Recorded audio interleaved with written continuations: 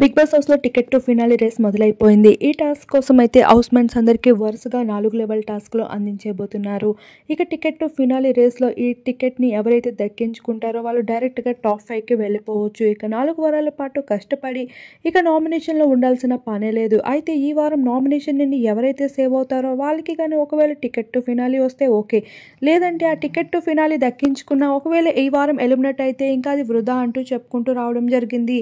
ఇలా ticket to finale race ని ఎంతో చక్కగా ఆడడానికి సిద్ధమైపోయారు. అవినాష్ దాబిల్ మాత్రం ఈ టికెట్ టు ఫినాలి రేస్ పై పెద్దగా ఇంట్రెస్ట్ చూపించడం లేదు. ఒరే ఇప్పుడు నామినేషన్ లో ఓటింగ్స్ వేయకపోతేనే డైరెక్ట్ గా ఎలిమినేట్ అయిపోతున్నాం, ఈ 4-5 వారాలు డైరెక్ట్ గా నామినేషన్ రాలేదని, అలాంటిది ఇప్పుడు మనం డైరెక్ట్ గా నామినేషన్ లోకి రాకుండా ఏకంగా మనం డైరెక్ట్ గా టికెట్ టు ఫినాలి రేస్ ని దక్కించుకున్న వాళ్ళ ప్రేమ ఓటింగ్స్ లేకపోతే ఇక మనం ఆ రోజు ఉన్నప్పటికీ ఎలిమినేట్ అయిపోవడమే కదా.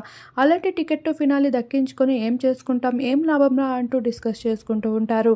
మొత్తానికి ఈ విధంగా అయితే టికెట్ టు ఫినాలి రేస్ అనేది ఎంతో స్ట్రాంగ్గా జరుగుతుంది. ఇక హౌస్ మెంట్స్ అంతా కూడా ఈ ఆటకి సై అంటూ రెచ్చిపోతూ ఉన్నారు. మరి ఈసారి టికెట్ టు ఫినాలి ఎవరికి దక్కితే బాగుంటుంది అనిపిస్తుంది? మీ అభిప్రాయాన్ని కూడా తప్పకుండా కామెంట్ చేయండి.